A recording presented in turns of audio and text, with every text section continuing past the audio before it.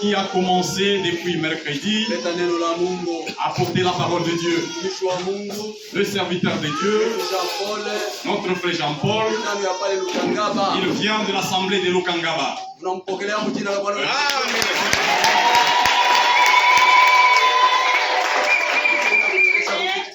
J'aimerais vous dire une chose.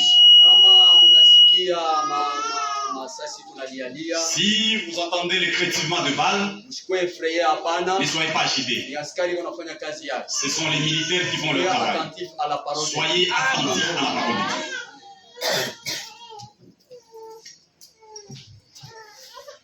Dieu. Que le nom de notre Dieu soit loué. Je suis tellement reconnaissant envers mon Dieu pour tout ce qu'il a fait pour moi. Comme notre frère Jacques Mbouy vient de le dire, je suis votre frère Jean-Paul Kabea. Je sers le Seigneur dans votre église de Lukangaba, Douane. Du côté Sakanya Zambi. Que le Seigneur vous bénisse. Et je sers Dieu à côté de mon pasteur, le frère de Gaulle. Je crois que certains parmi vous le connaissent bien. Et c'est avec lui que nous servons le Seigneur. Avant toute chose, j'aimerais remercier le pasteur ainsi que toute l'équipe qui travaille avec nous. Le frère Kiembe, le frère Mbouy, le frère Fidèle, le frère Katante, le frère Guy, le frère Guillaume, le frère Nick. Je connais que Dieu vous bénisse. Parce que à cause de la confiance manifestée à mon égard, ainsi qu'il m'a permis que je puisse me tenir dedans. Que le Seigneur vous bénisse. Je remercie aussi toutes les sœurs et tous les frères pour le sacrifice consenti à mon humble personne. Vous ne m'avez pas reçu parce que je vous ai apporté quelque chose d'extra. Si vous m'avez reçu, c'est le nom de Jésus. J'ai mangé. Je suis à l'aise. J'ai même dit au pasteur. C'est la première fois que je vois le pasteur Kalenda. Quand je le vois, je suis à l'aise. Si tu sentis ça, mon Dieu, je ne me sens pas comme un étranger parmi vous. Que le Seigneur vous bénisse. Que pour toutes les dépenses que vous avez consenties, même de l'eau à boire seulement que vous m'avez payé, que le Seigneur Jésus-Christ puisse payer toutes ces factures. Moi, je ne saurais pas vous les payer. Mais il y a quelqu'un qui paye plus que moi. C'est le Seigneur Jésus. Alors qu'il vous rende au centuple. Que Dieu vous bénisse richement. Et je crois qu'aujourd'hui, je mets un point de virgule ici chez vous. Parce que la parole de Dieu ne peut jamais l'épuiser. Si c'est la volonté de Dieu, la semaine prochaine, je serai dans notre assemblée de Katanga, chez le pasteur Luamba, pour continuer mon voyage missionnaire. La seule chose que je peux vous demander, qui dépasse toute chose, priez pour moi. Veuillez me souvenir de moi pour que Dieu nous soutienne. Puisque quand nous sortons comme ceci, nous faisons face à beaucoup de choses. Le diable n'est pas content. Il cherchera par tous les moyens comment nous déranger. Alors vos prières seront pour moi un grand réconfort. Que Dieu vous bénisse. Et je demande, partout où je pourrais passer, puis-je apporter vos salutations à vos frères et Que le Seigneur vous bénisse. Bwana Mungu amibariki. Je crois le mercredi, Inamia kama mkazi tatu. j'ai demandé, je ne pouvais pas transmettre les salutations. Sipashi kuleta masalamu. Parce que Kwa maana je vois que l'église est pleine. naona leo kanisa na yala bantu. Vous qui n'étiez pas là. Mwe mbela mkuu kwa mercredi. Il y a de vos frères qui vous ont envoyé des salutations. Mais qui pouvait les recevoir comme vous étiez absent? Que Dieu vous bénisse richement. On vous a envoyé des salutations.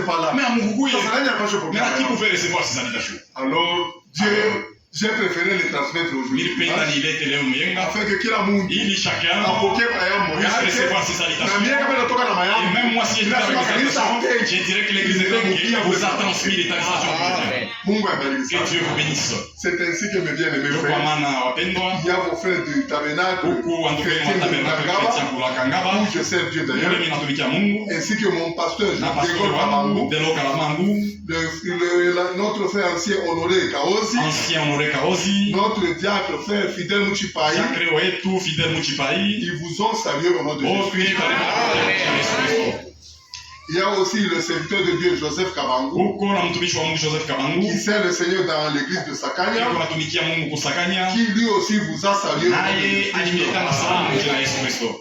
Il y a aussi le frère Melchior Ndugu Melchior tena et sa femme la sœur na Célé. bibi yake Dasele, Il y a le frère Benoît ndugu Sambwa. Benoit Kusambwa, Il y a le frère pasteur Luamba de Katanga où je vais. pastor Lwamba kule Katanga bitaenda, Le pasteur André Kenga de Luisha. pastor André Kenda wa Kulusha, Le frère Rodrigue qui est administrateur à notre église de ndugu Kamasaka. Rodrigue administrateur Kamasaka, Ma famille, c'est-à-dire ma femme et mes enfants. jamaa yangu na watoto yangu, Le frère Eva qui est à Lukangaba. ndugu Eva kule Lukangaba, Le pasteur Joseph Kabeya qui est pasteur de Kisanga. Joseph Kabeya pastor Kisanga, Il y a la sœur Christelle Kankolongo qui est la sœur de Sakanya. dada Christelle Kankolongo Kusakanya, Il y a aussi la sœur Shekina Mwangi dada Shekina qui Mwangi, est notre sœur de Kasumbale yeye Sandouane. dada yetu Kasombale Sadwan. Ils vous ont tous salué au nom Oh, de Jésus. tunalimia mkia jina la Yesu Kristo. Mungu abariki. Que Dieu vous bénisse richement. Mes bien-aimés frères, Wapendwa ndugu wapendwa, mes bien-aimés sœurs, wadada wapendwa, je crois comme le serviteur de Dieu vient de nous l'annoncer, naaminia mpaka vile mtumishi wa Mungu anatangaza, nous avons commencé notre terre. tulianza tongo yetu. Ce que je vous dis, Kile mimi nielezea, je le dis à tous. mimi nielezea ka bantu bote Veillez. mukeshe. C'est depuis mercredi que nous sommes en train de Tokea dérouler. mkazi tatu tulianza hii tongo, Mais je suis un peu partagé. lakini hapa niko mbipande mbili. Je ne sais pas s'il faut continuer, Sijue kama mimi nawezi kuendelea s'il faut faire marche arrière wala tena nirudie nyuma pour ramener nos frères. ili nilete kwa bandugu yetu pa fazi Afin que nous soyons sur la même ili shi fréquence, bote tukwe pamoja, afin de pouvoir continuer. ili tupende kuendelesha sasa. C'est vrai, il y a de ceux-là qui se sont absentés non pas par leur propre volonté, Ya kweli kuku wengine balilofwa hapana kwa mapenzi yabo, mais il y a de ceux-là wengine dont oh, ce sont les absents. ce n'est pas bien. Ils s'absentent, haina mzuri. Mes frères, ce n'est pas bien. Ndugu, haina mzuri. David disait, David anaanza kusema, je suis dans la joie niko katika furaha quand on me dit, wakati baninyelezea allons dans la maison de Dieu. twende munyumba wa milele. Furaha yangu Makwa haiwezi kuya ne peut pas être kama TFM ananifungula kipui niende nikachunguza. si TFM m'ouvre la carrière pour aller creuser. Kama banasema banafungula Si on dit on a ouvert, tout ça katuko. il est quelle heure? Il est 10h30. Les creuseurs qui sont là dehors, Bali ba creuser bako nje. si on dit on va ouvrir à Kama 10h30, nasema tafungula 10h30. donc on a kimbia mkanisa. Là, tu vas fuir même dans l'église. Tu pars dans le creusage. Comme toi, Tu deviens malheureux. Mungu abariki. Que Dieu vous bénisse. Notre joie, Furaha yetu c'est dans les limites de la ni parole. limiti ya neno la Quand Mungu. les portes sont ouvertes, Wakati milango inafunguka, je dois être là. mimi napashi kuya. Qui doit chanter pour Dieu? Nani ataimbia Mungu? Ce reste les frères seulement? Eti ni paka bandugu wewe Qur'an? Non. Hapana. S'il y a quelqu'un qui doit taper les Kama mains, mtu atapiga mikono c'est moi. ni mie. S'il y a quelqu'un qui doit Kama chanter, mtu ataimba ça doit être ni moi. mie tena. Même si le conducteur des chants, Hata baongozi ba nyimbo. Moi, je peux chanter plus que c'est pour qui je suis. mimi najua ni nani mwenye mimi naimbia. C'est pourquoi les bien-aimés C'est pourquoi frères, bien aimé les frère, bien-aimés sœurs, badada, nous devons avoir le discernement. tunapasha kuwa na kutambua kwa vitu. C'est vrai que nous devons travailler, ce n'est Ni pas vya mal. kweli tunapasha kutumika ina mbaya, Mais écoutez ce que le prophète lakini conseille. mshikie shauri ya nabii mbele mshikie. Dans la prédication, à qui irons-nous? Mahubiri tutenda kwa nani? Paragraphe 27. Paragraphe 27. Il est écrit ceci. Inaandikiwa hivi. La quatrième chose, Kitu kia ine, c'est que Jésus est la seule fondation sûre et certaine Yesu njo msingi ya kweli kabisa, sur laquelle toute chose doit être bâtie. yulu ya ile njo kitu chote kitajengwa. Nyumba yako, Ta maison bâtie sur Jésus-Christ. kazi yako ijengwe On Yesu. travaille. Fondée sur Christ. Hata ma fedha yako Même ton ijengwe argent Yesu. fondé sur Jésus-Christ. C'est vrai. Njo vile. C'est la seule fondation sur laquelle on peut bâtir. Njo msingi pale mnapaswa kuyengea. Toutes les autres fondations, Mamsingi gine c'est du sable mouvant. ile ni mchanga tu ya kupepuruka. Sur Christ, le roc solide, Yule ya Kristo mwamba aliye nguvu, je me tiens. mimi nasimama pale. Tout autre terrain, Ile terrain yote fasi c'est du yote. sable mouvant. Fasi yote ni mchanga tu kunaterezika. Beaucoup de gens bâtissent sur les richesses. Watu wengi wanakia tumaini yabo pa mali yabo. Ndio kuna unangaika. C'est pourquoi tu es persécuté. Unapita na pakanisa ba frère. Passe même à l'église, le frère passe, tu passes chercher des clients en moto. Unangaika bure. Sikia vile prophète anakonesa. Tu souffres pour rien, écoutez les conseils du prophète. Beaucoup de gens bâtissent sur les richesses. Watu wengi weko na yenga yule ya mali yabo.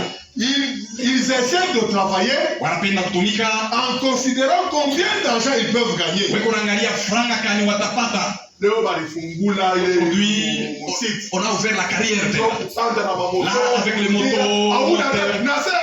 même le temps du culte, tu n'es pas. J'aimerais faire 40 courses. Comme ça, à la fin Comme de ça, la journée, fin de la je journée, peux compter même 300 mine 000. zubarola hata 300 000. Écoutez ce que le prophète. Mushikia na biki la nasema.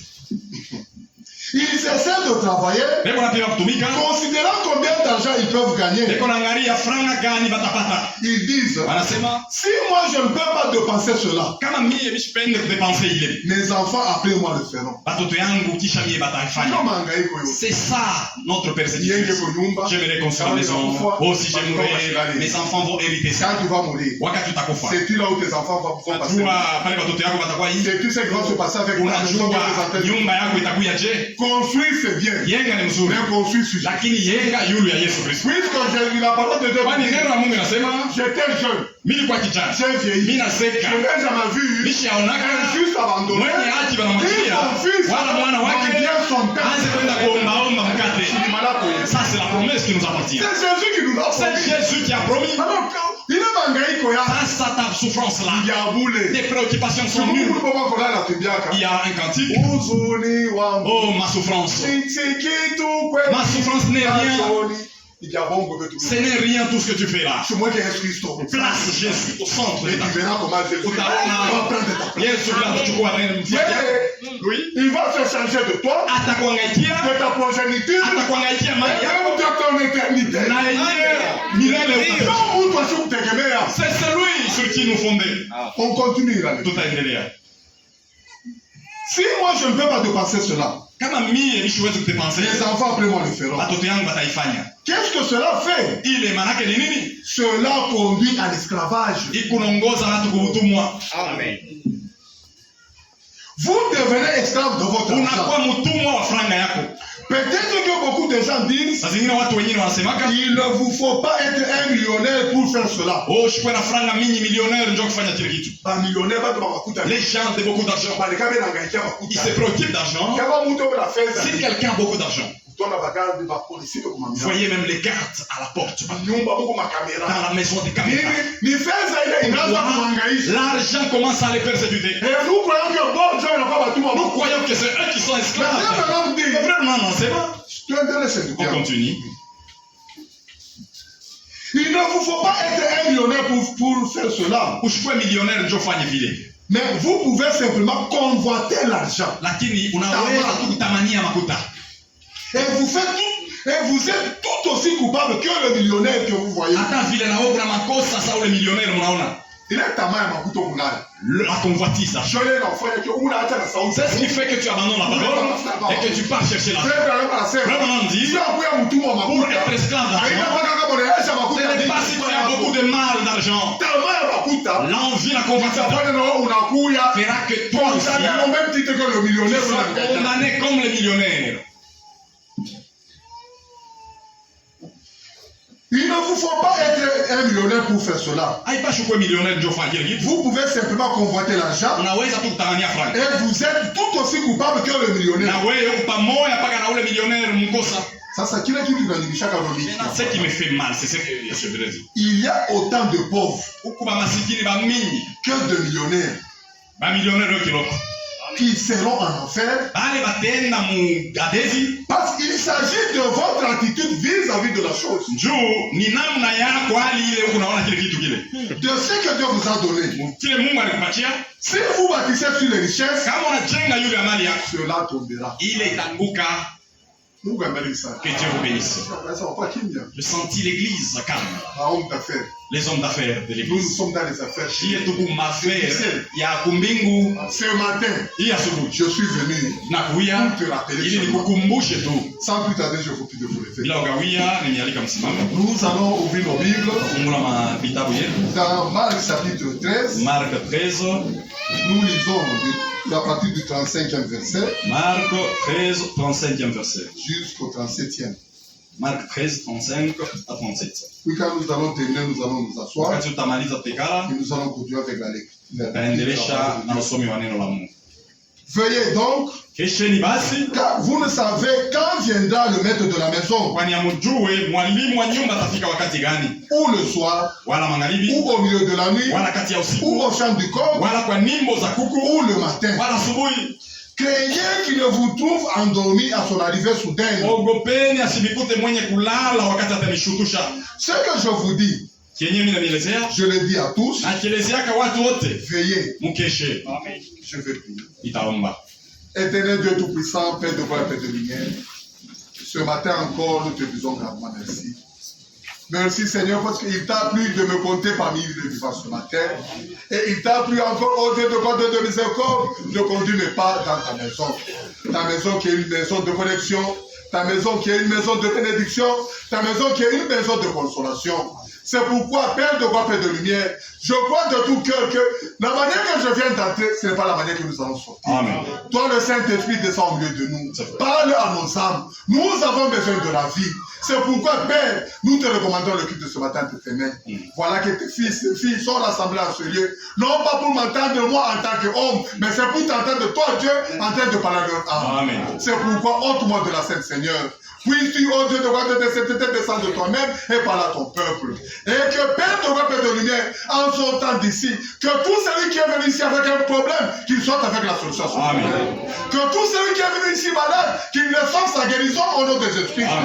Seigneur Dieu de gloire, je n'ai jamais vu quelqu'un s'approcher de toi et rentrer tel qu'il est. C'est pourquoi moi aussi ce matin, je crois de tout cœur qu'aucun de nous ne sortira d'ici tel qu'il vient d'entrer. Bénis-nous. Assiste-nous, ôte-moi de la scène, Seigneur, pour que toute gloire et tout honneur te reviennent à jamais. Nous avons ainsi prié, c'est dans le glorieux et puissant nom du Seigneur et Sauveur Jésus-Christ. Amen. Amen. Vous allez vous asseoir. Et nous ouvrons nos Bibles dans 1 Corinthiens. Chapitre 15. Et nous allons lire les deux premiers versets. 1 Corinthiens 15 au verset 1. 1 et 2. 1 Corinthiens 15, 1 à 2. Nous lisons. Je vous rappelle, frère, l'évangile que je vous ai annoncé, que vous avez reçu, dans lequel vous avez persévéré, et par lequel vous êtes sauvés. Si vous le retenez dans les termes où je vous l'ai annoncé, autrement, vous auriez cru en vain. Mes bien-aimés frères, mes bien-aimés frères,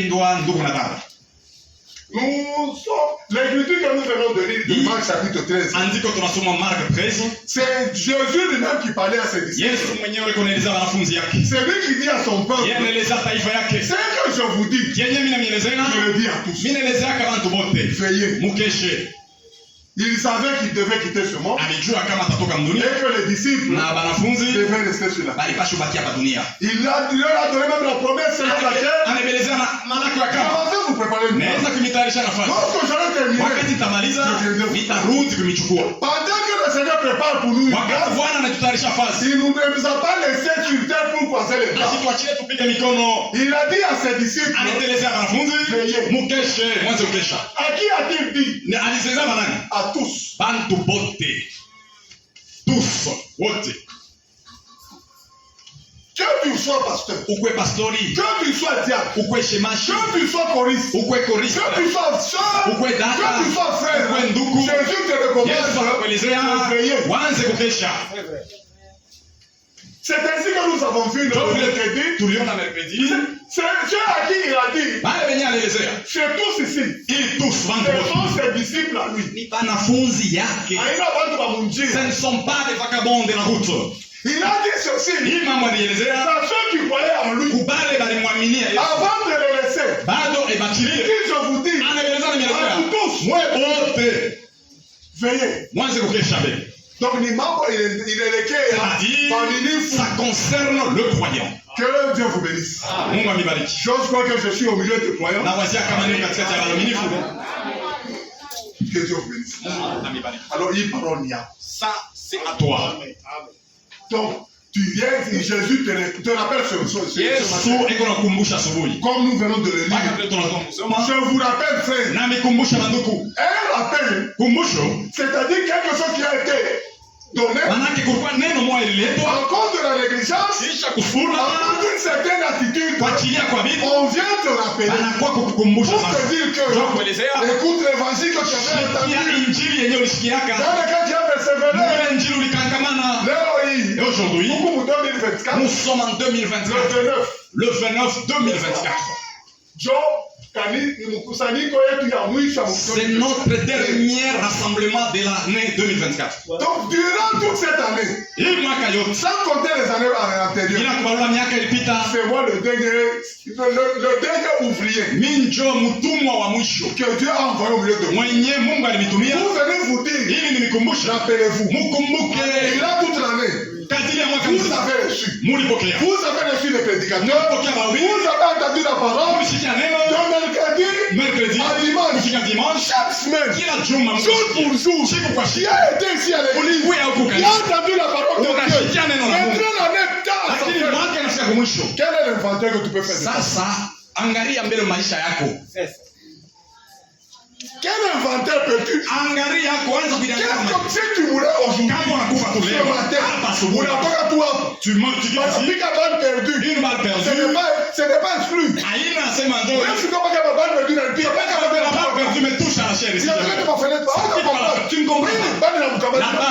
Là, c'est dit comment?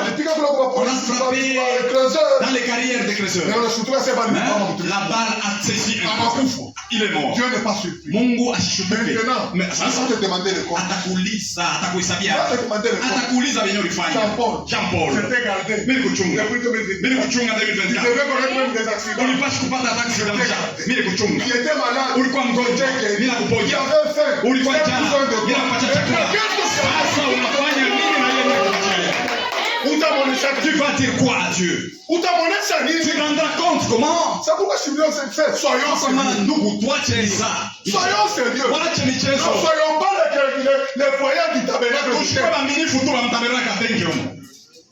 Amen, amen. Amen. Ne soyons pas les croyants du tabernacle. Nous sommes les croyants de la parole de Dieu. C'est que la parole de Dieu, c'est ce que nous faisons. C'est que la parole nous interdit. Nous arrêtons. 2024 est à sa fin. Le mercredi, je ne sais pas, le mercredi 1er janvier. 1er janvier, il y aura culte. Donc Dieu t'aura culte à quoi? Ça sera le premier. Si ça dépendait de moi, jamais venir, nous se dirons avec vous. Pour que nous marchions. 2025 encore commence. Toute personne sérieuse. Si l'année finit, s'il est commerçant, il fait les vendeurs et ça même si il est un homme inutile là, il ne fait pas du commerce. Tu te mets dans la maison. 2023, j'avais commencé sans télévision. Mais j'ai fait la télévision. 2024, mes enfants avaient commencé sans même le souvenir. Mais par la grâce grâce de Dieu, j'ai payé même les chaussures. La vie. Kwanza kuhesabia mbele maisha yako. Que tu fais dans la chair. Tu le fais. Mais l'inventaire, c'est ce que je te dis ce matin. Que Dieu vous bénisse. Mais bien aimé frère, nous avons été, nous sommes un peuple de Dieu appelé. Non pas pour quitter Dieu qui est là. Mais Dieu nous a appelés pour aller au ciel. Et nous avons vu au courant de la semaine que au ciel, ce n'est pas un marché.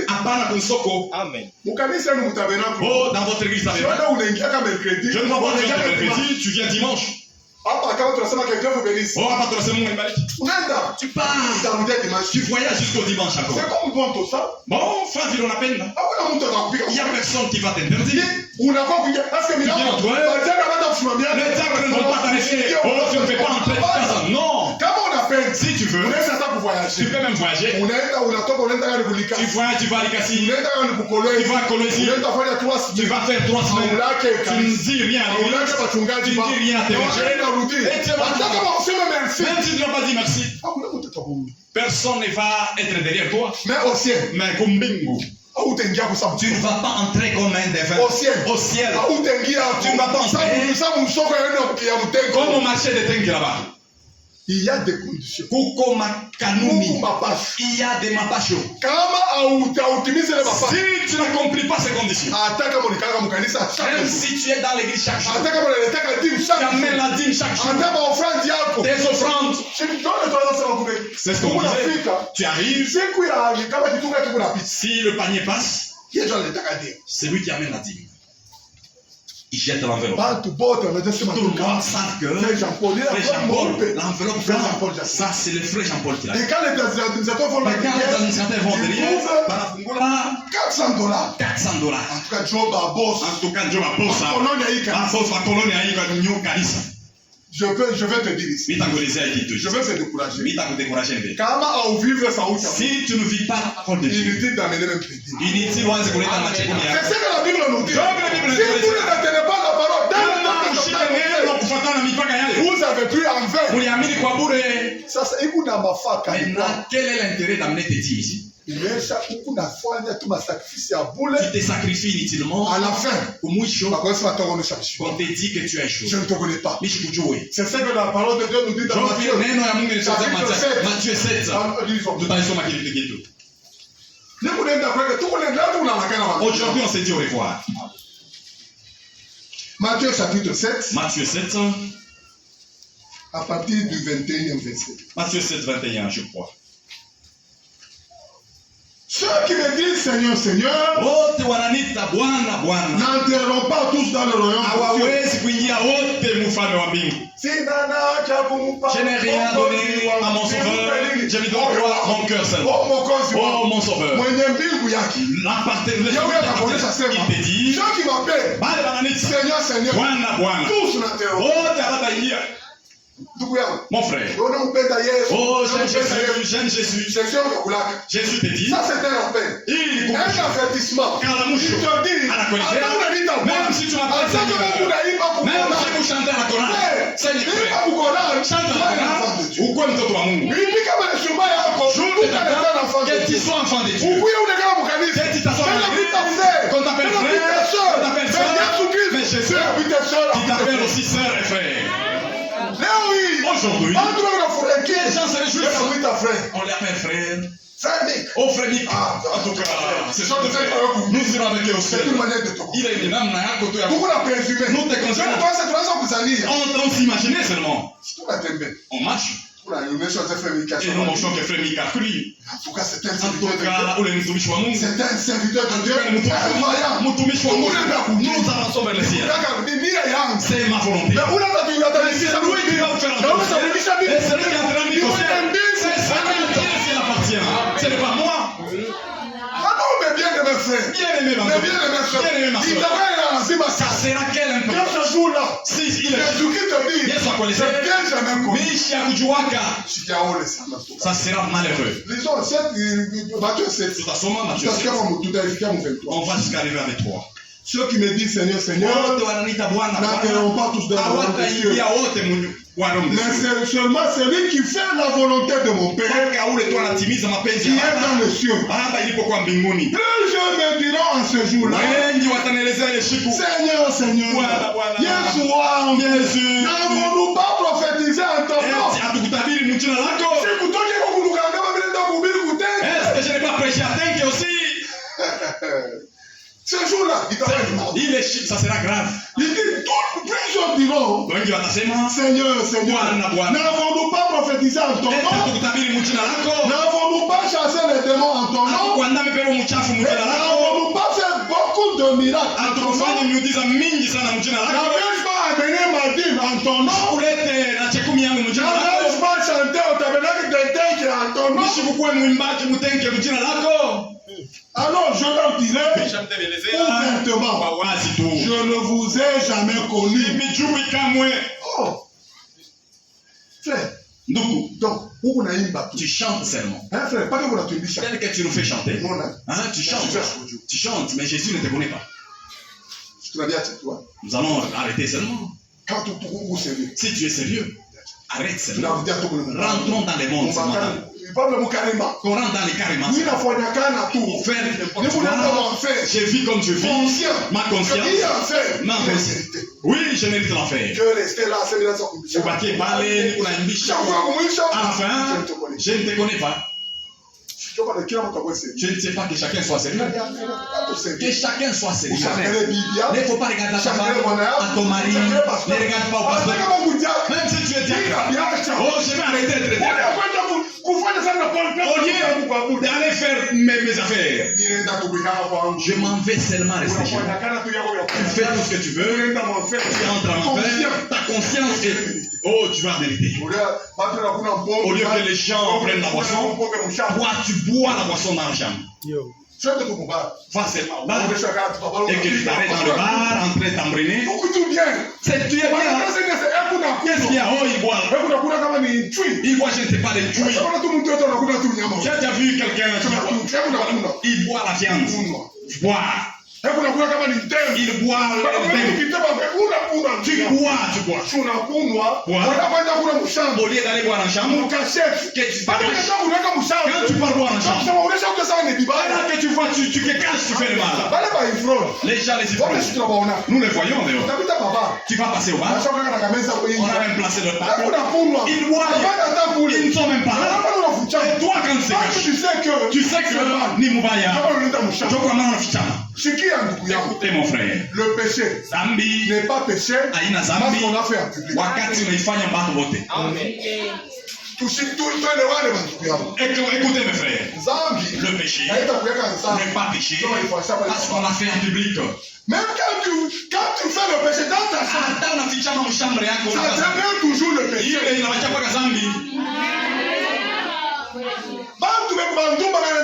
Les prostituées vont dans les hôtels. Ils ne sont même pas là. C'est leur vie. Maintenant, toi, tu te caches là, tu te caches. Où vas-tu? Tu vas même te briser. Tu vas te casser les jambes.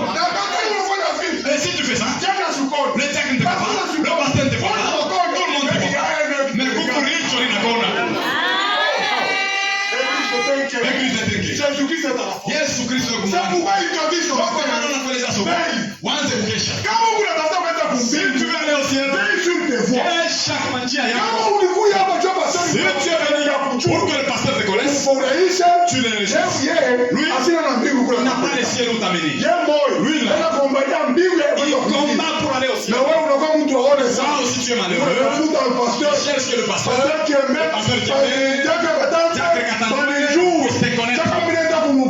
si je m'en vais à l'hôpital, oh, les ventres me fait mal. Frère, il n'y a pas moyen. Lui aussi comme enfant de Dieu. Même avec 3 sœurs. Même à 1h du matin. À 1h du matin. Nous les diacres, on marche. Quand j'étais là, même les policiers me connaissaient. Même si on se croit dans patrouille, ils me faisaient.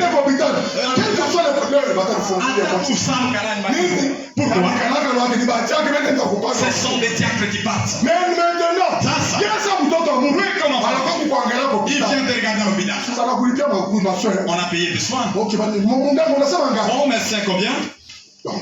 On verse ça. Frère, prends un peu ça, tu vas payer le temps. Demain nous allons venir. Ah oui, je suis des tabernacles. Demain l'enlèvement c'est passé. Tu appelles les Diacre Katandoué. Il est parti dans l'enlèvement. Toi tu es dans les lits de l'hôpital. Tu seras surpris. Oh, je cherche qu'on me connaisse. Je cherche que je sois populaire. Cherche la popularité. Un jour tu seras surpris. Mais bien aimé frère, bien aimé soeur.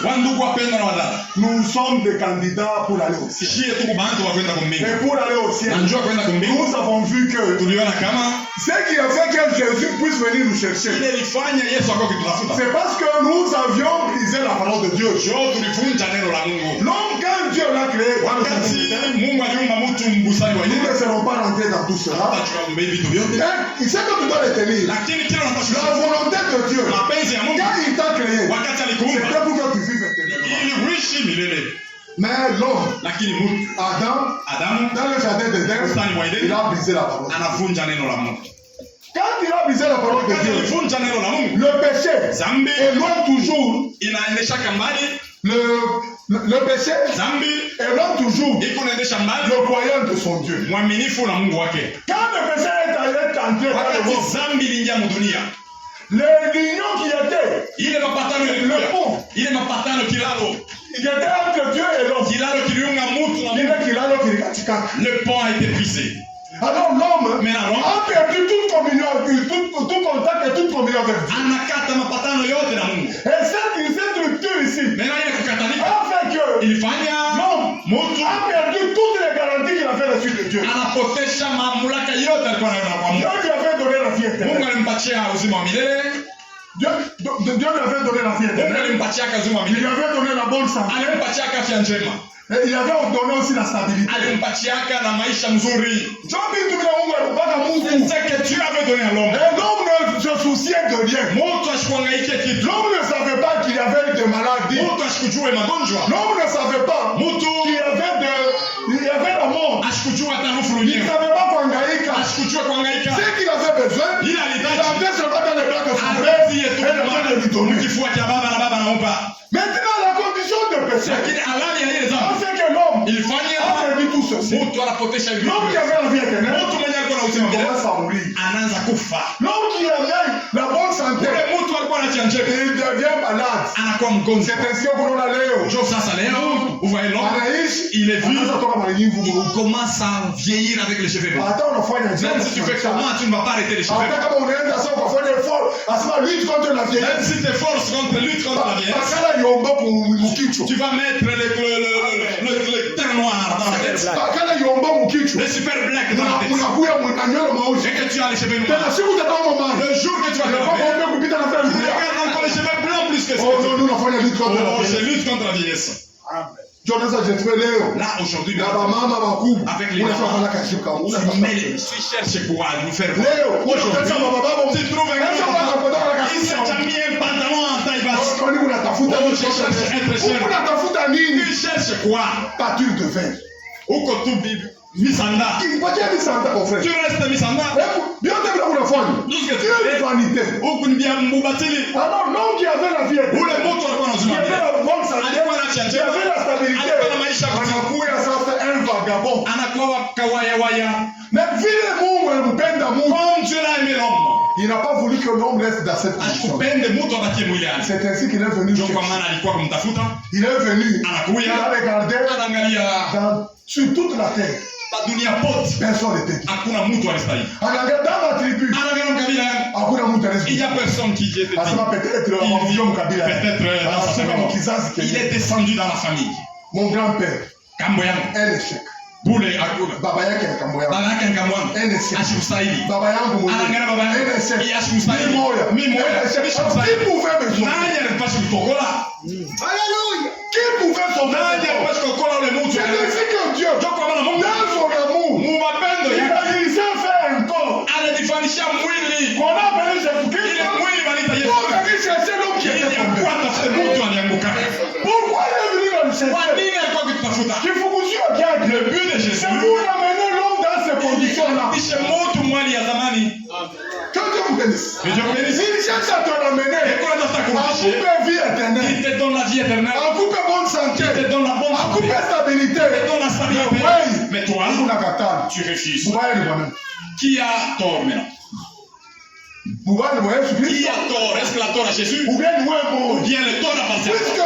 Parce que l'homme, wakati anaanguka, il a perdu tous les repères. Anapotesha manjia yote. Tulinisoma mon vendredi. On a lu, on ne va pas retourner. Le fondement fondamental de la foi. Il est le fondement fondamental de la foi. Paragraphe 9, 10.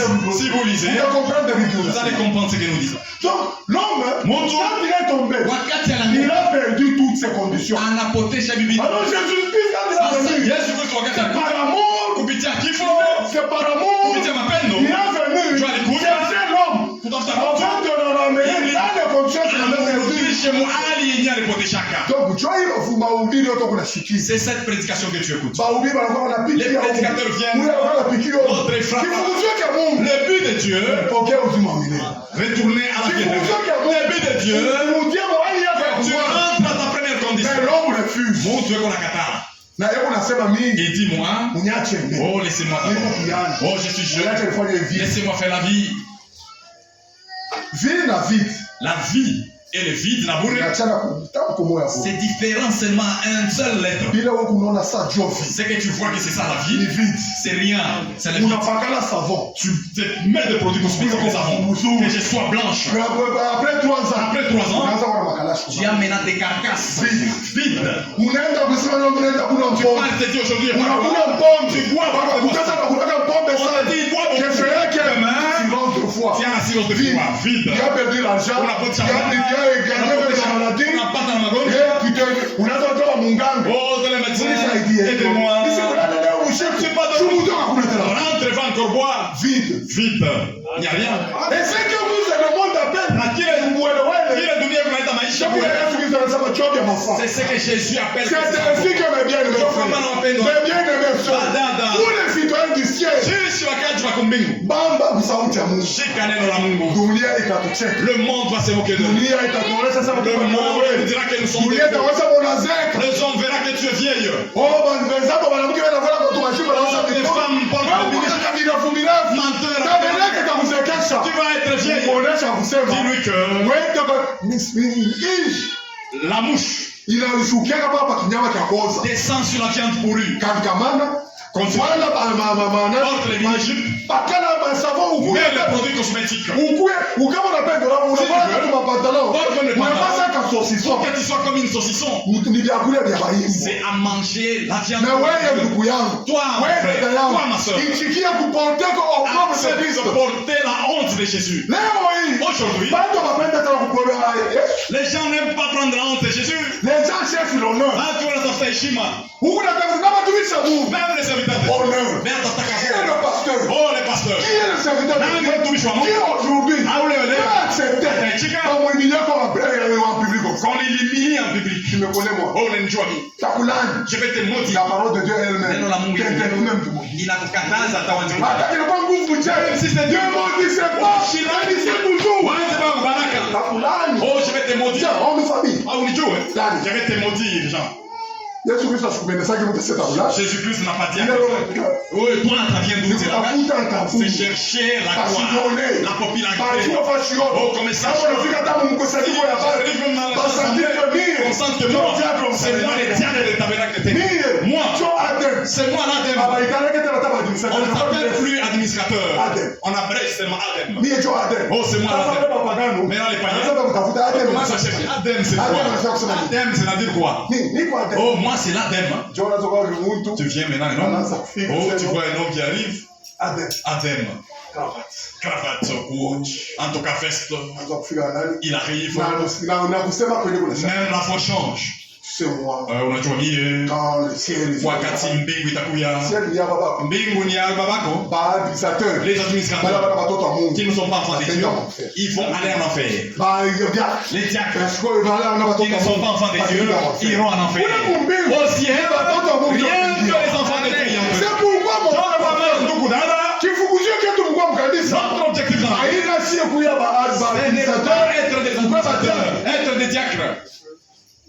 Je crois que il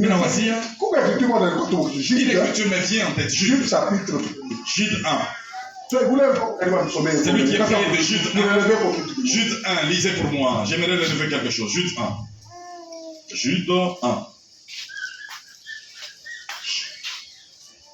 Ok.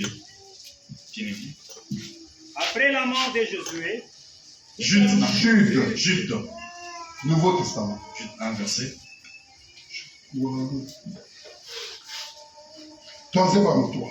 Jude 1, verset 3. Bien-aimés, comme j'ai désiré vivement vous écrire au sujet de notre salut commun,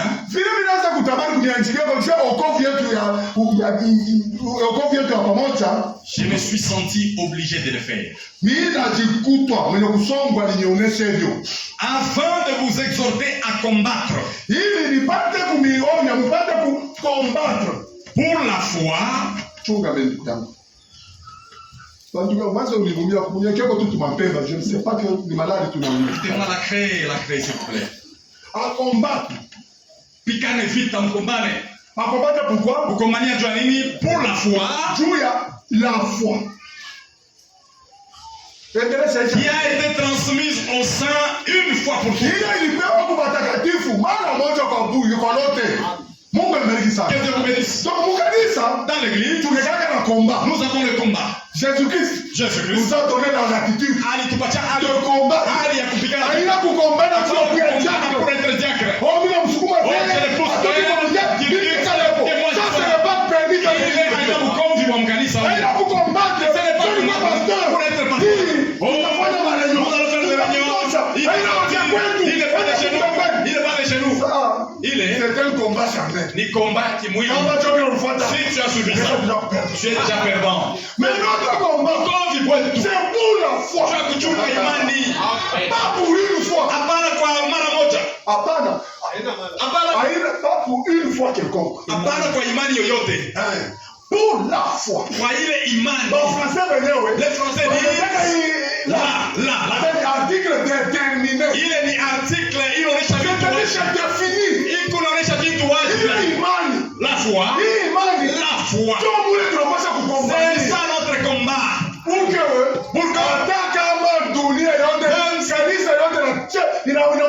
toute l'église abandonne Dieu. Moi, cette foi, c'est ça notre combat. Ne viens pas ici avec ton but. Tu cherches que 2025. En tout cas, je vais payer au pasteur la feste. Le pasteur qui ils vont me fatiguer. Avant 2026. En tout cas, je vais être ancien de l'église. C'est un combat qui a déjà perdu. Il est niveau du chapeau des chats. Que Dieu vous bénisse. Si tu mènes ce combat, il a déjà perdu. Au chapeau des chats Zaman. Nous sommes en train de nous battre. Il y a pour le combat. Pour la foi. Dieu a imagé. Cette foi qui avait la foi qui avait bien. La foi qui avait les affaires. C'est ça notre combat de la foi des Tengue. Que Dieu vous bénisse. Autrement, vous aurez cru en fait. Seigneur. Oh, Bwana. Fais-nous grâce. Après tous ces sacrifices. Voir la parole de Dieu avec la jeunesse. Et j'arrive à la fin. Jésus me dit, je ne t'ai jamais connu. Je ne sais pas dans quelle nature je serai. Mon frère, soyons sérieux. Jésus-Christ. Il nous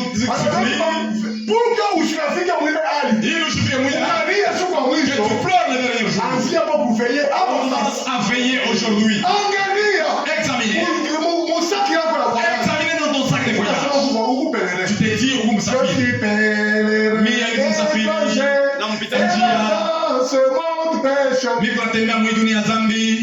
Moussafiri. Moussafiri, un voyageur, il a une nature à part des voyageurs. Tu vois, quand nous arrivons, nous voulons aller en voyage. Le train va venir ici à la gare. Il va venir. On te dit le train va entrer à 17h. Un voyageur, vous allez le voir. Nous sommes 10 heures. Il devient acheté. En toute heure. Le sac, il prend des sacs, il arrange.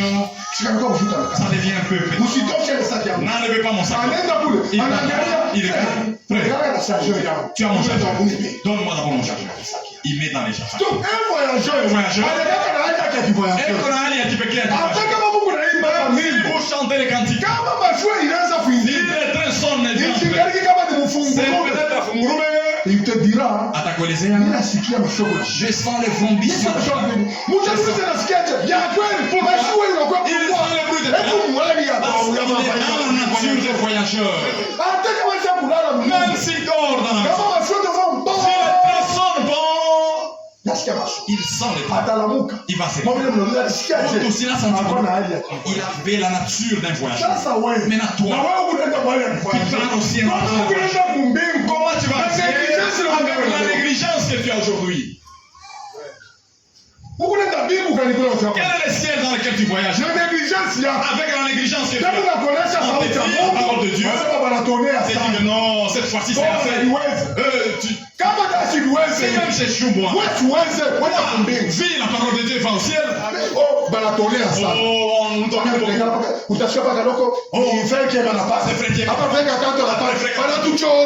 tout cas, ils nous sont fatigués. La parole que Dieu veut. Sache une chose. Sache que si l'appareil résiste, qu'est dire à combien ça? On enregistre aussi au ciel. Un jour, utajibia. Vous avez beaucoup fait fatiguer les autres. 2025. Change un peu ta nature. 2025, ce matin, prie Dieu, change ta nature. Commence même à tomber malade. Celui-ci, attention. L'autre sucre, l'autre, il ne dorment plus. S'il y a un mauvais rapport des enfants de Dieu, le cœur vraiment fait mal.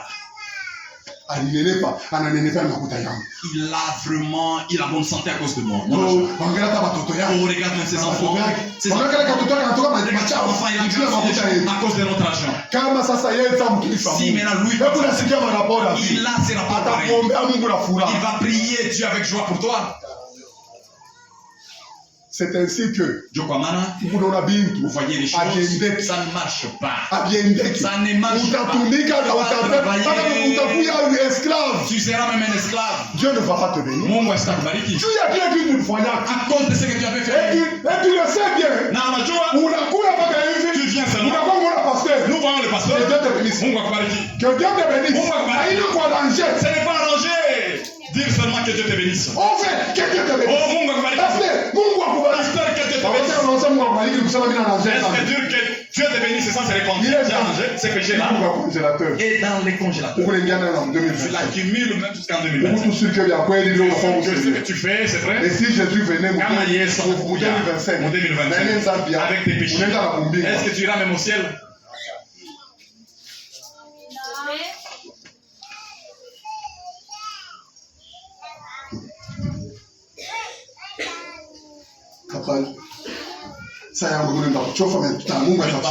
Mais Dieu va nous aider. Nous avons vu que j'ai même à penser à celle d'aujourd'hui. Bon, je pense que la dose que Dieu a décidé. Que Dieu vous bénisse. Quand Jésus-Christ est venu chercher l'homme avait perdu pour rentrer. Alors Jésus-Christ est venu le ramener pour lui montrer que la voie pour rentrer à Dieu est là. Et la voie pour rentrer à Dieu, c'est la croix. Jésus-Christ est la croix. Avec les mains tendues. Et vous l'avez au Père. Tout est accompli.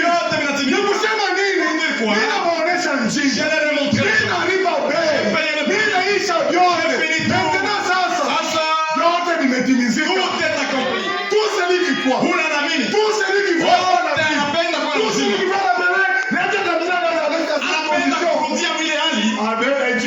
il accepte la croix. Il est la vie éternelle. Que Dieu vous bénisse. Il continue à dire après le sang, je suis le chemin, la vérité et la vie. En dehors de moi, personne ne verra le ciel. En dehors de moi, personne ne verra Dieu. Ça va être du tu veux aller voir Dieu dans ta manière de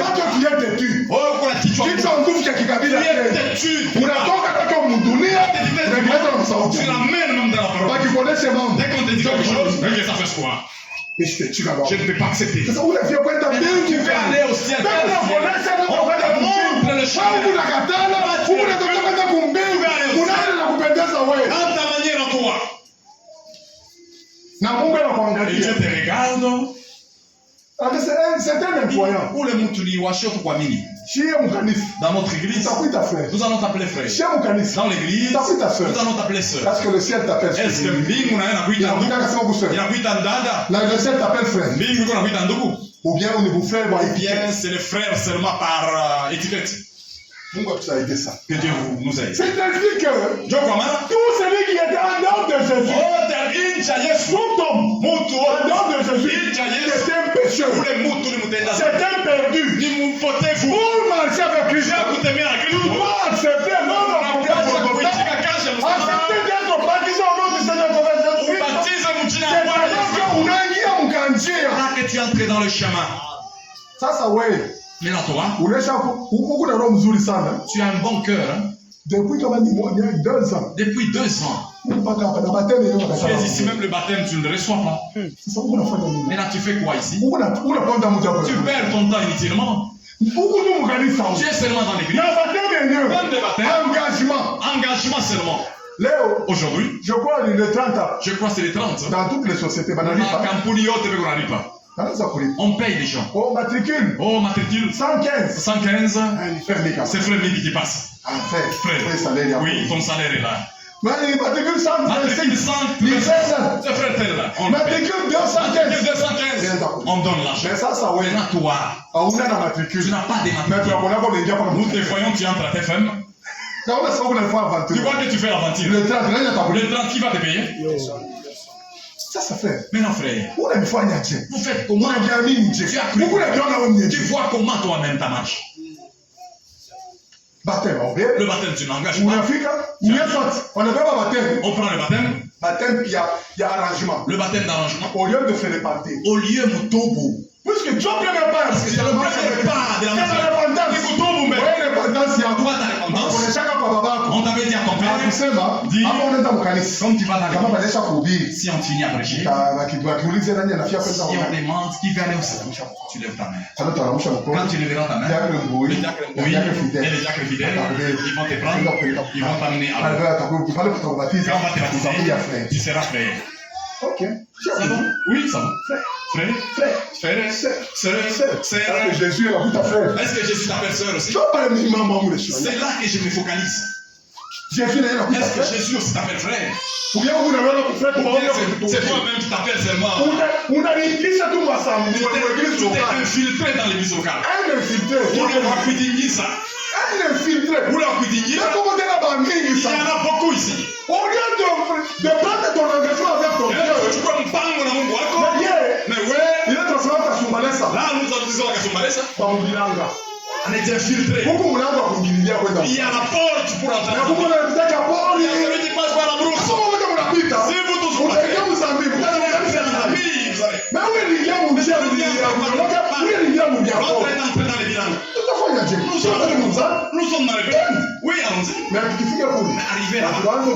Dès qu'on commence à poser les questions. Maintenant, on te verra que toi, tu es des bilangas. On est en famille, ça au lieu de croire la parole. Il fait un raccourci. Il entre par un autre chemin. Ce chemin, on ne peut pas y tricher. Dans ce chemin, il n'y a pas de loup sauvage. Il n'y a pas de lion. Dans ce chemin, la Bible Esaïe 35, c'est la voix qu'on appelle la voix sainte. Donc il n'y a que la sainteté. Maintenant mon frère, ma soeur, quand tu prends le baptême, tu te réponds de tes péchés. Jésus te pardonne. De l'autre côté, tu es un homme converti. Un de nouveau. Jésus ne te pique plus les péchés que tu avais dans le monde.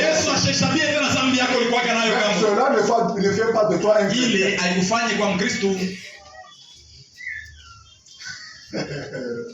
Dieu parle de nous.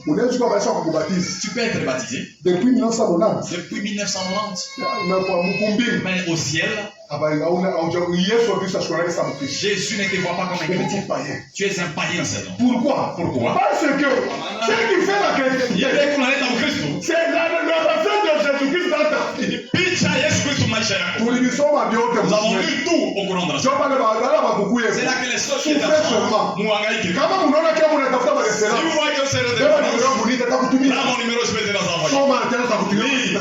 Je vais vous envoyer des citations. Vous pouvez être dans l'église chaque jour. On s'appelle frère, sœur, mais tu n'es pas chrétien. Tu fais la dîme chaque jour. Chaque jour tu es connu. Il a amené même à manger. J'ai mangé. Je suis rassasié. Le ciel ne te voit pas comme un croyant.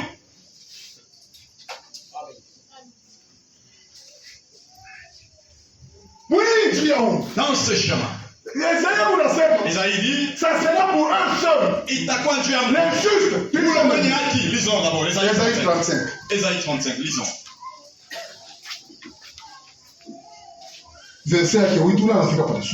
Isaïe 35, verset 8. Il y a un chemin frayé, une route qu'on appellera la voie sainte. Nul impur n'y passera. Elle sera pour eux seuls. Ceux qui la suivront, même les insensés, ne pourront jamais s'égarer. Dans ce chemin, il n'y a que la justice qui va aller dans cette toi qui t'es infiltré, sans passer par la promesse, sans l'autorité, tu t'es imagines qu'on m'a plongé dans l'eau, on m'a appelé frère, on m'a donné la main d'association, viens à quoi en Christ. Dans ce chemin, c'est là qu'il y a des problèmes. Dans ce chemin,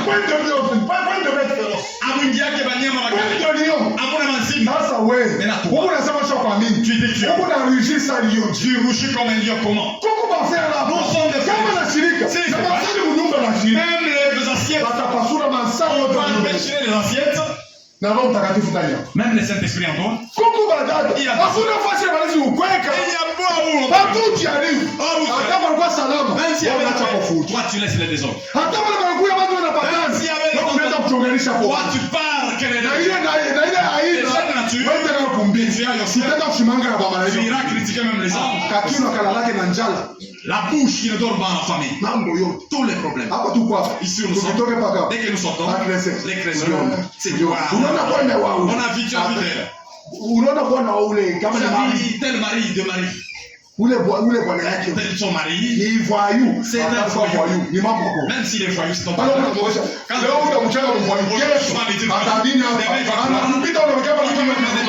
toujours parlant là.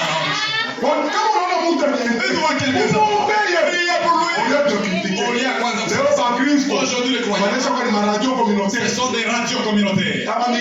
Si Mick finit à prêcher, vous lui aussi prend.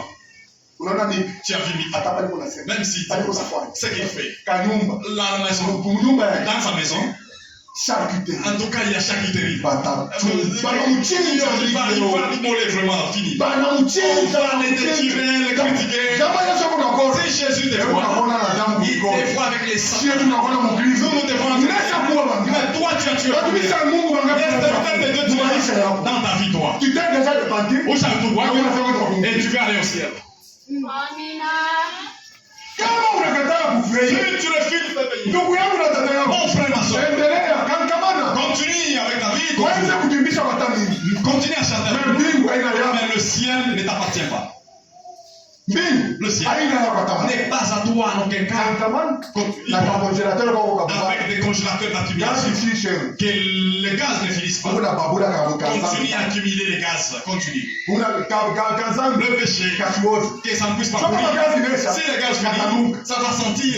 C'est pourquoi tu as toujours chez les pasteurs. Tu lui donnes. Pasteur, en tout cas, il te dit. Pasteur voit que tu es frère. Alors, un criminel. Jésus quand tu regardes, un hypocrite, anasema munafiki. Ndugu Branham anasema être tout. Ninapenda nikuwe kitu kyote. Andite majina yote. Que je sois voleur, que je sois sorcier, que je sois pénible. Mais lakini mshikwe mtu mnafiki wa msura mbili. Parce que wa msura mbili haujue eko mwali gani. Amen. David alikuyaka kule Saul alifanya dhambi. Na Saul avait péché. David n'était pas là. David ashikweko. Dieu, Mungu na Samuel. Pale Saul alifanya kama mabetizi. Lorsque David avait fait des bêtises, Saül, Dieu l'a rejeté. Mungu anamkataa. Je te rejette comme mimi nakuachilia. David n'était pas là. Peuple maman. David n'était pas là. C'est toi qui as fait des bêtises. C'est Mungu alichagua sana kwa. Jésus t'avait choisi. Un berger au Ambrose là. Là que tu faisais des dégâts, je n'étais pas là. Là vous êtes dans l'église, je n'étais pas là. Même Dieu, il t'a rejeté. Il ne pouvait pas laisser la place du vide. Il a suscité David. Un jeune homme. Kijana. Toi, tu vas remplacer Saül. Wow.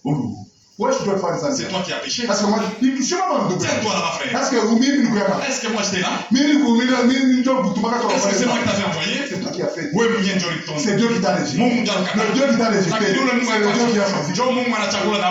Mais ça, au lieu que Saül, Saül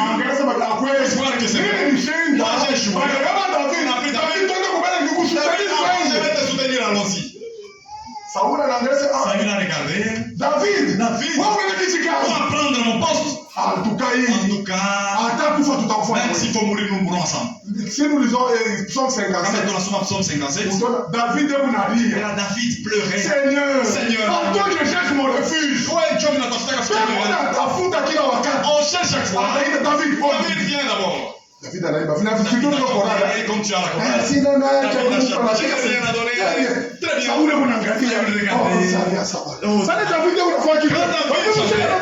On n'a jamais David a commencé la fuite. Pourquoi? On l'a déjà. Mais il rejette. L'œuvre de Dieu. Pourquoi même vous êtes de Dieu? Veillez sur vous. Dieu est avec vous. Dès que vous avez sa parole, il va réveiller même quelqu'un dans le vent. J'étais avec le pasteur. Nous avons parlé un peu de mes expériences dans la foi.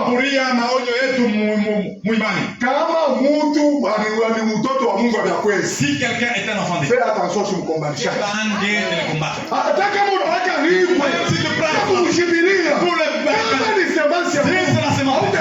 ne fais pas la Saül, David s'est retrouvé. Il est sorti. Il est parti dormir dans les cavernes. Lisons d'abord un peu. Pasteur. Les gens qui ne viennent pas mercredi. Nous arrêtons en fait. Tous sont venus à semaine, ils vont partir. Je vais rester avec les absents là. Pour revenir aujourd'hui. Ce qui fait que les enfants de Dieu tout le c'est cette négligence. Manque à côté chat. C'est ça qui va faire que ce qui fera tu perds la vie éternelle. David a fui. David a fui. Il a fui dans la zone. Psaume 57. Psaume 57. Psaume 57. Lisons d'abord. Psaume 57, combien? Bon. Tout est tournant. Tout est tourné dans le colo. Premier verset. Que tu ne détruis pas. Ushibomole. hymne de David, lorsqu'il se réfugia dans la caverne, poursuivi par Saoul. C'est pas Saoul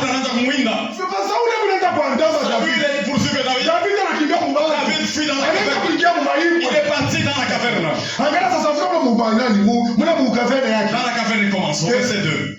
Aie pitié de moi, oh Dieu. Aie pitié de moi. Car en toi, mon âme cherche un refuge. Je cherche un refuge à l'ombre de tes ailes, jusqu'à ce que les calamités soient passées. Mais si vous voulez encore vous nous intervenir, je ne t'ai pas demandé que tu puisses dire. Je ne t'ai pas demandé que tu puisses dire. Mais regarde, Saoul veut me tuer. Aie pitié de moi. Pourquoi tu m'appelais? À ce ministère, tu m'appelais pourquoi? Pourquoi combattre contre ça? Ça devient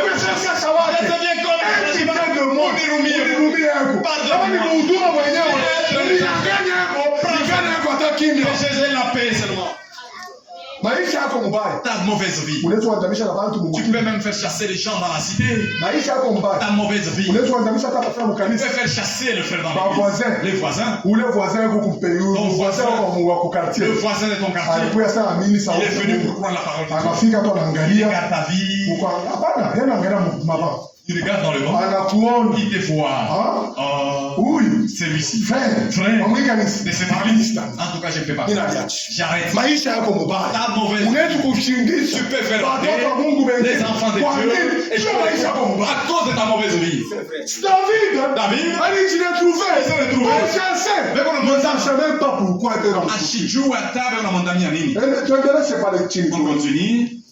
Il continue, il dit, verset 3. Je crie au Dieu très haut. Au Dieu qui agit en ma faveur. Il m'enverra du ciel le salut. Tandis que mon persécuteur se répand en outrage.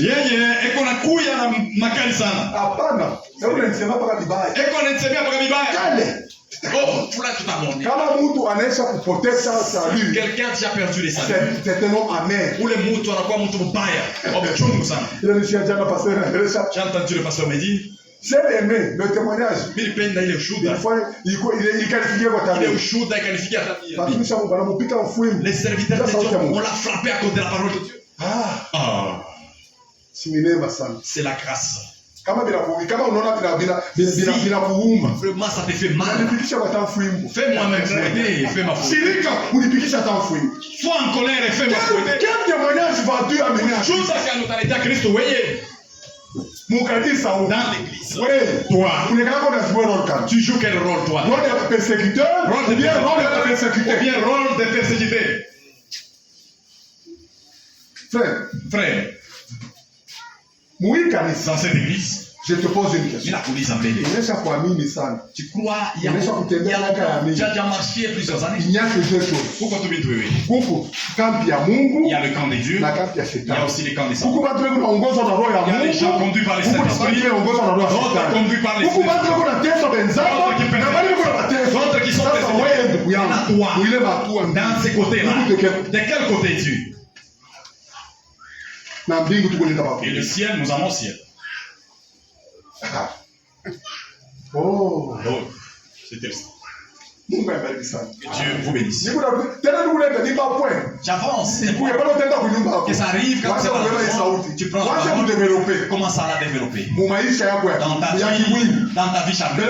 Dans les charnelles seulement. Tu verses quoi? Qu'est-ce qui t'empêche à vivre la vie? Le mercredi, le jeudi, nous avons lu dans la prédication encore une fois cela. Je veux vous dire une chose. Il serait mieux que vous détruisez ton ennemi avant que l'ennemi te détruise. Là, quand tu blagues, lui ne joue pas. Quand tu négliges pas, lui ne néglige pas. Il sait que 2025, ce sont les temps de prolongation. Il n'a plus le temps de perdre. C'est à toi. Connais que la colère là que tu as, c'est un ennemi. Les menteurs, les mensonges là, c'est un ennemi. Ni adoui. L'orgueil peut-être. Ni adoui. Continue toute la liste. Les commerçants, c'est un ennemi. On prend encore quoi? Les tribalistes. Ni ennemi ou politique. La politique. Alors, il y a toute la liste que tu as. Tu ferais mieux de détruire ton ennemi avant que l'ennemi te détruise. Garde-le. Moi, je ne peux pas me repentir. En tout cas, on va parler, ils vont se fatiguer. Il va te détruire. Aujourd'hui, c'est ma décision. Prends la décision de croire et de dire à Dieu. Encore une fois, c'est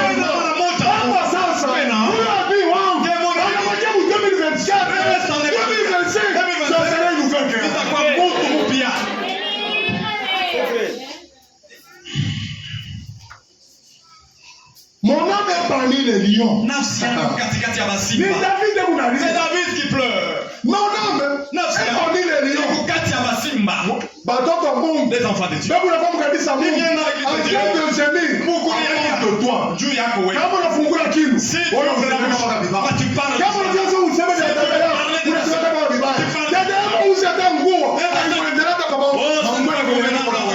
c'est toujours toi qui as la. C'est tout du côté de madame. Regarde comment ce n'est pas convenant. Ça te convient seulement toi.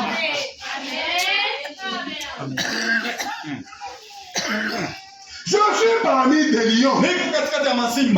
Je suis couché au milieu des gens qui vomissent la flamme.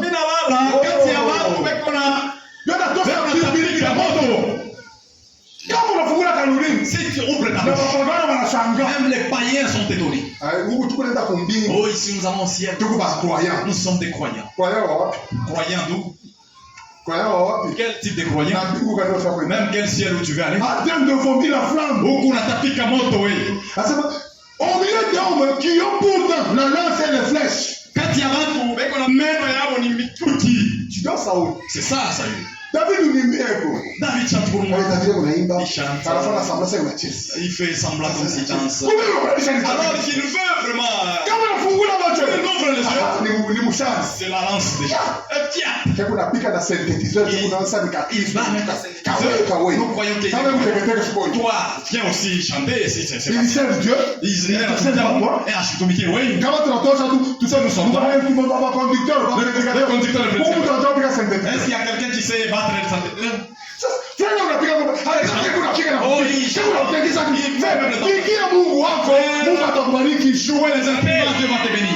Oh non. Moi, si je les vois, vraiment, je ne me réjouis pas. C'est ton problème. Le ciel a le bon propriétaire. Si tu ne veux pas, tu acceptes. Le ciel a quelqu'un pour qui. Pourquoi Dieu? Il est tellement bon. Moi, je me réjouis beaucoup parce que si Dieu il avait amené la condition pour aller au ciel, il faut réjouir le pasteur. Les pasteurs devaient être des stars. Oui, pasteur. On serait des stars le matin. Vous les frères, vous allez parier, ma frère. Tiens. Je t'ai fait entrer au ciel. Demain, frère, tu vas emmener les biscuits. Tu vas marcher, tu vas avoir des biscuits. Je t'ai fait sortir du ciel. Je te jette demain. Il y a 3 biscuits. Allez, entre dans les ciels. Demain, je t'ai fait sortir. Mais Dieu, il a regardé. L'homme. Sa femme l'a compliqué dans la maison. Il vient que. Il vient parler même à la chère fâchée. Je vais poser une question. Pasteur Kaleng. Il était déjà arrivé au shirika hapo na kunyumba mambo. Est-ce que nakusikia kaka kuna shirika kunyumba? Pasteur Kaleng. Pasteur Kipe. Merci beaucoup. Frère Guillaume. Frère Jean. Ce sont des serviteurs. Moi aussi je me fâche, oui. Oh. Je pense que eux ne se fâchent pas. Ce sont les serviteurs de Dieu. Un serviteur de Dieu, il ne vit pas au ciel. Il vit sur la terre. Il vit sur la terre. Tout ce que tu fais, même ce que tu fais, dès qu'il écoute, ça lui fait mal aussi au cœur. Peut-être il ne dit pas. Il part à côté. Commence à regretter. Commence à gémir. Kulia. Et qu'on a dit, oh peut-être il commence à prier. Il se souvient même de toi. Il prie pour toi. Souviens-toi de mon frère. Souviens-toi de moi. Tu es le matin. Tu ne sais même pas. Lipaku encore. 500 000 francs. Mes frères, Dieu l'a béni. Hein. Demain, pasteur, prends les 50 000 francs. Prends 20 000 francs. Que tu paies même le secret. Deux jours après, tu vois, depuis que je l'ai donné, tu vois comment il a maintenant des jours. Et quand tu fais ça, il est en train de gérer. S'il entend, il ne te le dira pas. Il ne te le dira pas. Peut-être ça lui fait mal. Seigneur, intérieurement. Seigneur, aide-moi. Mais là, toi, pour qui on priait Dieu, tu commences à. Tu continues. Quand il viendra, peut-être il te voit. Il te voit, le cœur fait mal. Mais il va te dire quoi? Seigneur, aide-moi. Que j'ai dispensé. Bénis-le aussi. Maintenant, toi, frère. Ah, confesse ça. Je crois que lui, il a vraiment le cœur. Il dit quitte là, va là-bas. Tu quittes même l'église. Est-ce qu'on t'a dit que non? Moi, c'est diacre. Il sur ma place. C'est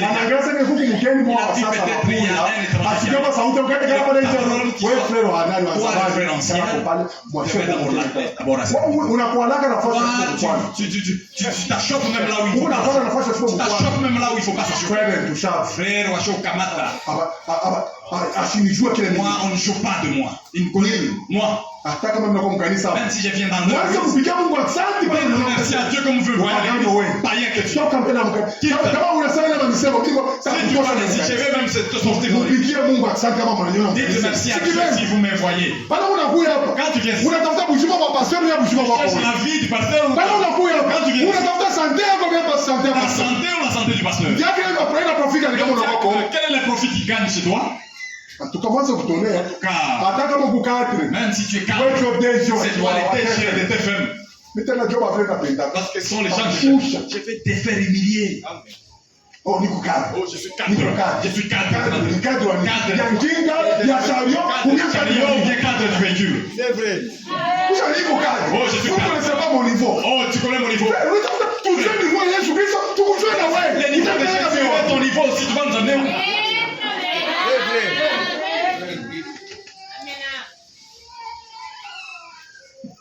11h30 maintenant. 11h30 et là, ça suffit. Que Dieu vous bénisse richement. C'est vrai qu'il y a beaucoup à dire. Il y en a beaucoup à dire. Mais je vous demande 5 minutes. Je vous demande même 5 minutes. Pour atterrir. Pour atterrir. Mais bien mes frères, nous allons au ciel. Au ciel, rien de souillé n'entrera. Au ciel, seulement le saint va entrer. Si tu entres en désordre, dans la statue parfaite de l'homme parfait. Paragraphe 99. Ceux qui se sont entrés avec négligence, ils se sont entrés. Il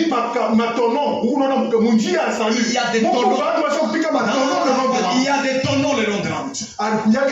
Il était diacre. C'est lui-même qui s'est positionné sur l'église. Il est arrivé en chemin. Il était notre diacre. Il est devenu un ivrogne. ton nom. Pourquoi? Il est entré dans ce chemin avec négligence. Si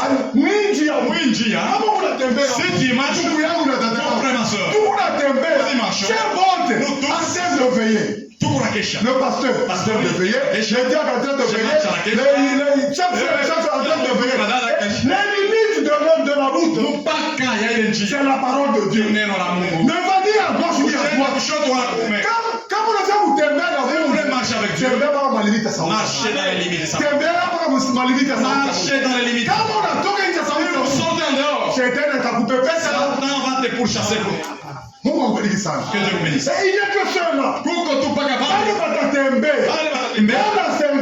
Utakatifu. Wakati Mungu anaangalia maisha yao inakuya agreeable, anampiga chapa Roho Mtakatifu. Wakati kama Mungu anakupa Roho Mtakatifu, c'est-à-dire il a agréé ta foi. Ile wakati sasa unakuwa Mkristo. Maintenant tu deviens croyant. Tant que tu passes dans cette route, sans Saint-Esprit, sans les Saint-Esprit, tu es encore un croyant. Persévère. Un croyant kankaman. Persévère. Kankaman. Omba Mungu. Vous voulez ça 2027. Et tu dis que vous dites que vous êtes en gouffre. de marcher, de victoire. Ne vous soyez sur la route. Pas à Bamou. Parce que vous êtes en bon but. C'est quoi le Saint-Esprit? Comment on a poké l'homme d'Arabie? Il est wakati. En ce temps, tu deviens maintenant le citoyen. Le ciel va t'appartenir. C'est ainsi de bien aimé. Ne font pas nous réjouir. On t'appelle frère. On t'appelle soeur. On t'appelle chrétien. Même tous ceux-là qui sont là, on s'appelle des croyants. Parce que je crois que tu as déjà cru. Saint-Esprit. Le Saint-Esprit. Que Jean-Paul Saint-Esprit. Mick Saint-Esprit. Jésus nous a dit, nous regardons. Oh, le fruit, nous regardons. Il est enfant de Dieu, mais néanmoins, comme il va en dehors de la frontière. C'est pourquoi, nous sommes appelés pour vivre conformément à la parole de Dieu. Ne te réjouis pas, oh tu es frère de tabernacle. Ne te réjouis pas lorsqu'on t'appelle sœur. Je veux te donner 3 exemples de la Bible. C'est que tu vas te méditer là-dessus. Caïn, c'était aussi un croyant. Caïn, lisez la Bible. Il a bâti à l'église même l'autel. Il a bâti l'autel à l'église. Il a pris même l'offrande. Il a placé au-dessus de l'autel pour. Quand il est allé offrir, il est parti offrir pour se moquer de Dieu. C'était pour chercher l'agréable. Mais comme son sacrifice n'était pas agréable, Dieu ne l'a pas agréé. Et la Bible dit qu'il s'est retrouvé avec le visage enfoncé. Alors Dieu lui a dit, Caïn, le mal se couche à ta porte. Veille. Caïn n'a pas veillé. Il a tué. Et il est perdu. Il est incroyant. Lisez bien. On prend Esaïe. Pour l'avoir, pour ne pas veiller. Il a shukeshe sur la parole de Dieu. Il a shukeshe kuneno la Mungu. Droit d'aînesse. Oh, droit d'aînesse c'est quoi? Saint-Esprit c'est quoi? On y vit tout canelo. On a tenu l'angle au tabernacle. Je vis au tabernacle. Si tu l'as soumis avec le pasteur, nous échangeons le pasteur qui aime bien chaque jour. Nous vivons même l'été avec les frères qui aiment. Oui. À quoi sert le Rome takatifu? Il y a le droit d'aînesse de Esaïe qui était incroyable. Il est mort. Il est perdu. À cause de la négligence. Sois veillé. Anani et Saphir. Il venait dans l'église de Dieu. Ils amenaient le monde. C'est l'offrande. Même l'offrande. Il ajoute le mensonge. Il était mort. Alors, oui, toi, mon frère, toi, ma soeur, tu es dans quelle nature? Tu as quelle nature?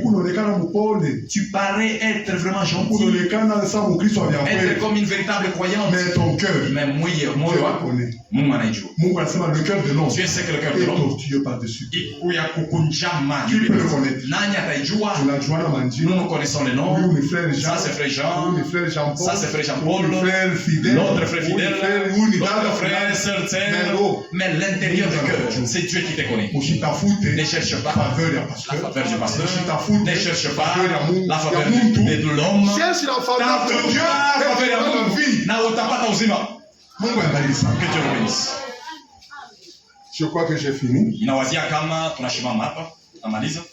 Et si vous me permettez, je vais vous lire une écriture. Il y a beaucoup de choses, mais l'âge de l'église de Pergame. L'âge de l'église de Pergame. Mon paragraphe est 85. Âge de Pergame, paragraphe 85. Écoutez le conseil de Frère Branham. L'âge de l'église de Pergame, paragraphe 85. Faites toujours ce qui est juste. C'est votre devoir envers Dieu. Pensez juste. C'est votre devoir envers vous-même. Et vous allez finir juste. C'est vrai, c'est obligatoirement. C'est obligatoirement. Que Dieu vous bénisse. Je crois que si c'est la volonté de Dieu, je vous dis déjà au revoir. Demain matin, je prends mon transport pour rentrer pour continuer mon voyage. Que le Seigneur vous bénisse. Tenez seulement la parole de Dieu. Si le Seigneur tarde à venir, mais si le Seigneur venait, ma prière, ayez des pensées justes. Faites toujours ce qui est juste. Veillez sur vos voies. Et nous allons nous devoir.